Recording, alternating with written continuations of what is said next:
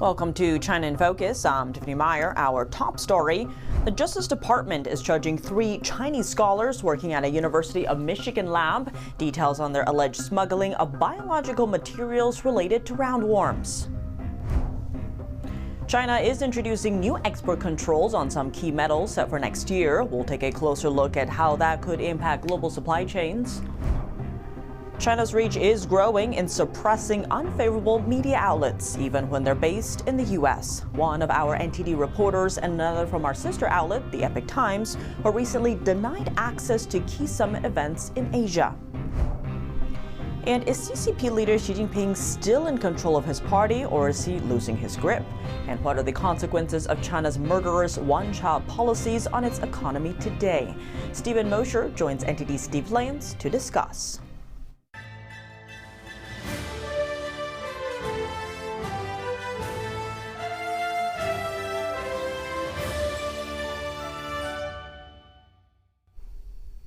Before we dive into today's news, don't forget to subscribe to our newsletter using the link down below. It drops Friday morning straight to your inbox. Don't miss it.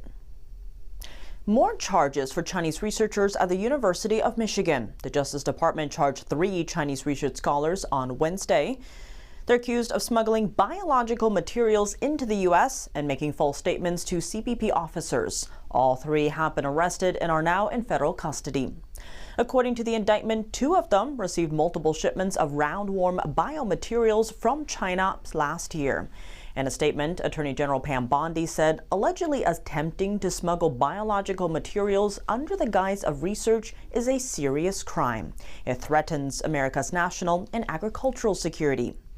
These shipments were sent by a Chinese PhD student called Chen Xuanhan, and was sent to work at a University of Michigan lab this year, but was stopped by CBP officers at the airport. She lied to officers about packages she had previously sent over.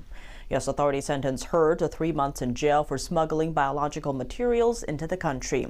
Han has since returned to China and has been barred from re-entering the U.S. 2 of the recently charged Chinese scholars said they received packages from Han after she left the U.S. In a separate case, another University of Michigan researcher has been charged with conspiring with her boyfriend to bring a toxic fungus into the U.S. Her case is currently pending. China is introducing new potential choke points in U.S. supply chains by tightening its grip on key materials. Following recent U.S.-China trade talks in South Korea, China's Commerce Ministry announced new export controls on tungsten, antimony, and silver. These critical materials are needed for advanced manufacturing in the U.S. Tungsten and antimony are key for weapon systems, cars, and semiconductors. Major chip makers like TSMC and NVIDIA rely on tungsten for their chip production. Meanwhile, silver is vital for 5G equipment and medical devices.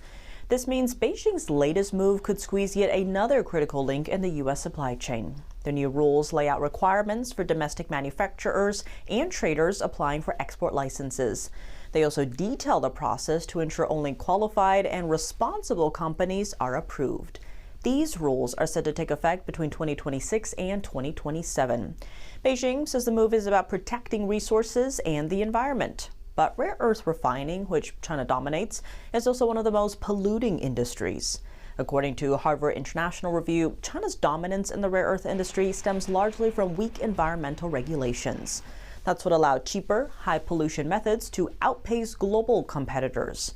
The new export limits show how Beijing is using its grip on critical materials and how that exposes risks across global supply chains. The European Union is opening a special channel with China to keep rare earth materials flowing to EU industries. That's according to the EU Trade Commissioner Wednesday. The move comes after China introduced export controls on rare earths earlier this year. It's been raising concerns about potential disruptions to electric vehicle supply chains and other technologies that rely on these materials. Through the new channel, Brussels and Beijing will give European companies priority and cooperate to speed up export permits. The Supreme Court heard arguments Wednesday on President Trump's tariffs. Speculation is growing that they could be struck down, but the Trump administration remains optimistic. U.S. Supreme Court justices raised doubts Wednesday over the legality of President Donald Trump's sweeping tariffs. Conservative and liberal justices alike sharply questioned U.S. Solicitor General D. John Sauer, who defended the legal rationale employed to impose the tariffs. Trump invoked the International Emergency Economic Powers Act, or IEEPA, a law that lets a president regulate commerce in a national emergency. Conservative Justice Amy Coney Barrett questioned Sauer's claim that IEEPA's language granting presidents emergency power to regulate importation encompasses tariffs. Can you point to any other place in the code or any other time in history where that phrase, together regulate importation, has been used to confer tariff-imposing authority? Liberal Justice Ketanji Brown Jackson said IEEPA was intended to limit presidential authority, not expand it. It's pretty clear that Congress was trying to constrain the emergency powers of the president in IEEPA. So it seems a little inconsistent to say that we have to interpret a statute that was designed to constrain presidential authority, consistent with an understanding that Congress wanted the president to have essentially unlimited authority. Conservative Chief Justice John Roberts asked Sauer whether Trump has intruded onto the authority delegated to Congress in the Constitution. Well, it's two-facing. Yes, of course, tariffs and dealings with foreign powers, but the vehicle is imposition of taxes on Americans, and that has always been the core power of Congress. Roberts suggested that the court could apply its major questions doctrine that requires executive branch actions of vast economic and political significance to be clearly authorized by Congress. The arguments came in appeals by the administration after lower courts ruled Trump's unprecedented use of the law to impose tariffs exceeded his authority.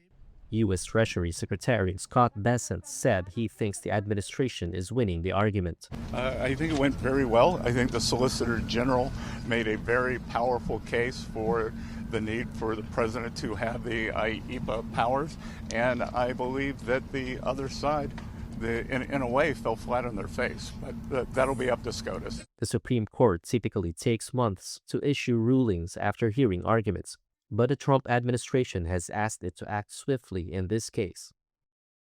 Here's President Trump commenting on the case on Fox News Wednesday. Watch. Well, I heard the court case went well today, but it'd be devastating for our country if we lost that. That wasn't a threat against us. It was a threat against the entire world. I did this for the world. And I can guarantee you this. If I didn't put 100% tariff immediately on China, the entire world would be closed up. Every camera, every iPhone here would have been subject to a Chinese patrol. Because he had the ability to threaten 100% tariff, he was able to successfully execute on foreign policy. If the Supreme Court strikes down the tariffs, it wouldn't be the end for President Trump. He's widely expected to shift towards other trade tactics to pressure foreign countries for money. New concerns about China's reach in suppressing unfavorable media coverage. The Epoch Times and NTD, two American media companies known for exposing human rights abuses by the Chinese Communist Party, were recently denied access to key Asia Summit events. NTD's Dana Monahan has more on the incident, which happened at the recent ASEAN and APEC summits. An Epoch Times reporter traveling with the White House encountered repeated roadblocks in accessing key press events in Asia, the latest in a pattern of interference linked to communist authorities in Beijing. Epoch Times is NTD's sister media. Both companies were ultimately denied entry to the ASEAN and APEC summits. They were the only outlets denied access despite having received pre-approved press credentials. This occurred after a series of twists and turns involving communications discrepancies, unlikely tech glitches, failed promises of press credentials, sudden reversal of statements, and passing the buck. Epoch Times editor-in-chief Jasper Fokkert said in a statement, "The Chinese Communist Party is an enemy to freedom of the press."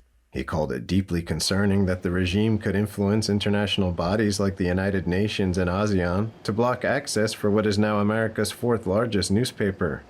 Headquartered in New York, the Epoch Times has long been a target of the Chinese regime, from threats and intimidation of advertisers to physical obstruction of reporters. In 2000, its first journalists in China were arrested, with several sentenced to a decade in prison. More recently, UN officials barred its reporters from entry in September. The campaign has intensified. Hackers impersonating Epoch Times staff have threatened U.S. agencies. The paper has received bomb threats, and an envelope containing white powder arrived at its headquarters in October. Travis Gilmore, White House correspondent for the Epoch Times, arrived in Malaysia 2 days before President Trump joined the ASEAN summit. Gilmore had pre-approved media credentials. However, when embassy and White House staff went to retrieve the credentials for media personnel, ASEAN officials informed them that Gilmore's profile needed updating. Repeatedly, Gilmore said he found himself in the same cycle, being told to come back and pick up the press pass later, only to find nothing when he returned. On October 26th, the ASEAN staff told Gilmore he got a pass approval, but the credentials never materialized.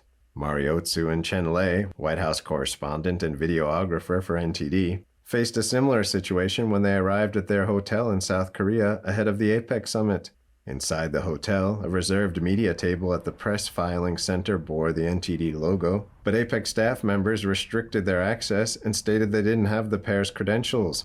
The media liaison team blamed a mix-up for what happened and told Otsu they had found her media pass, only to walk back the statement within minutes, saying the earlier message was sent in error. Neither APEC nor ASEAN returned the Epoch Times request for comment on the article about the incidents. Daniel Monahan, NTD News. Fiji's UN representative visited Taipei this week, meeting with Taiwan's vice president. In a rare diplomatic move on Thursday, China said the visit severely violates the Pacific Island nation's commitment to the One China principle, given that Fiji maintains formal ties with Beijing. In July, Fiji's prime minister said his country was opposed to China's plan to set up a military base in the Pacific Islands. And back in 2023, he publicly expressed a positive attitude toward relations with Taiwan, including the possibility of restoring or strengthening informal ties. Strategically placed between the U.S. and Asia, the Pacific Islands are a focal point of rivalry between Washington and Beijing over security ties. Coming up, is CCP leader Xi Jinping still in control of his party, or is he losing his grip? And what are the consequences of China's murderous one-child policies on its economy today? Stephen Mosier joins NTD's Steve Lance to discuss. More on that after the break here on China in Focus. Welcome back to China in Focus. I'm Tiffany Meyer. China experts are debating on Chinese leader Xi Jinping's standing within the regime. What is the future of the Chinese Communist Party and its failing economy? To discuss it, NTD's Steve Lance was joined by Stephen Mosher, an author and leading China scholar. About 50 years ago, Mosher became the first American scholar to study a communist Chinese commune up close. His access to China came through a request from then-President Jimmy Carter. There's a discussion among scholars, China watchers, China scholars, or a debate whether or not the dictator, Xi Jinping, is in complete and total control, or if he's paranoid about losing control. What do you think is the state of politics inside of China? What we have in China today is an economy that's faltering. It's faltering. Why? It's faltering for three reasons. One, because of the demographic decline. Those hundreds of millions of young people who should be getting married and buying homes and cars aren't there. So there's 70 million empty apartment buildings in China which will not be occupied ever, because the people who would have occupied them and raised families are gone forever. The second thing is, of course, all the misdirected government investment into white elephants, the state-owned enterprises that continue to lose money each year, like China Rail, for example, which is hundreds of millions of dollars in debt. That debt will never be paid off. And then you've got the tariff pressure, the pressure from the tariffs of Donald Trump. The only sector of the Chinese economy that actually works according to market principles is the export sector. And the export sector only works because of access to the American market. And they've got nothing else. They've got no domestic consumption, in part because of the one-child policy, in part because nobody in China trusts the government. They want to hold on to their capital or get it out of the country as quickly as possible and buy a safe investment like a home in California or a home in Sydney. The Chinese economy is in for some very, very dark days ahead. And I believe that the sooner the collapse comes, the sooner Xi Jinping will be forced, as Mao was, to either step back to what he called the second line or to be forced out of power altogether. He's alienated all of the other factions in China. He's alienated the followers of Jiang Zemin by purging members of his faction. He's alienated Hu Jintao's faction. In fact, he had Hu removed for health reasons from a meeting in front of the assembled senior leaders. That was tremendous loss of face for Hu Jintao, tremendous. So he's alienated the factions in the Communist Party, leaving only his own, he wanted to leave only his own faction standing, and yet recently members of his own faction, generals that he's appointed, have been removed. That makes no sense. It makes no sense for Xi Jinping himself, who has only the support of his faction, to begin removing members of that faction. I want to revisit something that you mentioned when it came to your research and your time in China, where it came to a head and basically an ultimatum was given. Is that something that is still prominent, whether it be in media, if you have a bureau, if you're a Western media organization inside of China, as well as China scholars that really enjoy the access, whether it is a junket or some type of research that they want to do in China where you have to toe a certain line? Is there a concern that we've been contaminated as a society? Well, I've been concerned about this for a very, very long time because we have in the United States an open society. And we also, because of our Judeo-Christian heritage, I think always try to assume the best of people. That operating principle doesn't work very well with regard to China, because one has to assume that the communist official that you're dealing with is being duplicitous unless you have evidence that he's being honest. In order to be on good terms with the Chinese Communist Party, you have to play nice. You have to say nice things about them. And if you do, you get invited on all expense paid junkets to China. You get visa, of course. First and foremost, you get a visa to go to China, and then you get an all expense paid trip to China. You would think that if they were to give up on anyone, they would give up on me, because I've been a critic of China since 1980 and will continue until my death. They have tried to get me to come to China. They have offered me all expense paid trips to China. They have offered me a visa. They have offered me lecture fees. They have tried to compromise me. Now, if they try to compromise me, they'll try to compromise anybody. For many years, I held conferences on human rights in China, annual conferences. And I always invited members, representatives from the Falun Gong, because they are right there, first and foremost, among the groups who are being persecuted in China. I would invite China scholars to join me at these conferences. And more often than not, they would turn me down. And I don't want to mention names. They're famous names in the China scholarly community. But they would tell me, no, I want to keep my channels of communication open to China. I don't want to criticize the regime. So the Chinese Communist Party is very, very good at manipulating public opinion, at making sure that the people that it allows into China are hewing the party line and come back to spew party propaganda, or at least not say anything critical of communist China. Think about the fact that China is still allowed to purchase inserts into major American newspapers and run propaganda articles. I don't think we've been able to place, and our Voice of America hasn't been able to place an article in the People's Daily for I don't know how long. I mean, reciprocity. We shouldn't be allowing that. Think about the fact that radio stations here are owned or controlled by Communist Party interests. I was involved in 1998 in the Cox Commission, which investigated the effort of China in the late 1990s to set up espionage shops in the United States. And at that time, Chris Cox, who was the head of the Cox Commission, estimated that there were 10,000 Communist Party front organizations set up in the United States. That was 27 years ago. How many front organizations of various kinds do we have now? many more than 10,000. We are at war with China across all domains except the kinetic. People need to realize that. In cyberspace, we're at war with China.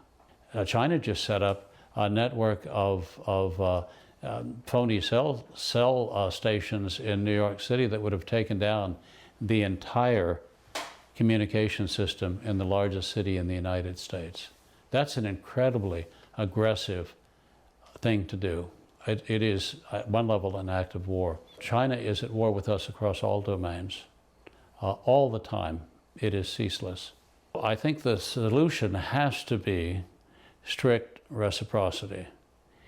If China is engaged in actions against us, then we tell them, unless we are allowed to do the same thing in China, you must stop. Unless we're allowed to open up a George Washington Institute on the Beijing University campus, they have to close down all of the Confucius Institutes. Well, since they will never allow us to do that, then the Confucius Institutes will be closed down. But we didn't do it. They did it by refusing reciprocity, you see. Unless we're able to publish a newspaper in Shanghai and distribute it freely to the Chinese people, they can't publish their newspapers here. Unless we're allowed to own a radio station and broadcast news and information from our viewpoint, from the American viewpoint, they're not allowed to own radio stations here. And on, across the board. United Front measures. Remember, the United Front Department is a department of the Chinese Communist Party. It is a weapon that the Chinese Communist Party is using, along with propaganda and along with People's Liberation Army, in order to achieve world domination. And their path to world domination runs through one country, and one country alone. Only one country stands in the way of China's domination of the world, and that is the United States. That's all for today's China in Focus. I'm Tiffany Meyer. If you have any feedback on the show or have something you'd like to see us cover, send us an email at chinainfocus@ntd.com. We'd love to hear from you. Round-the-clock original news coverage, visit us at ntd.com or download our NTD app. Thanks for watching. See you tomorrow.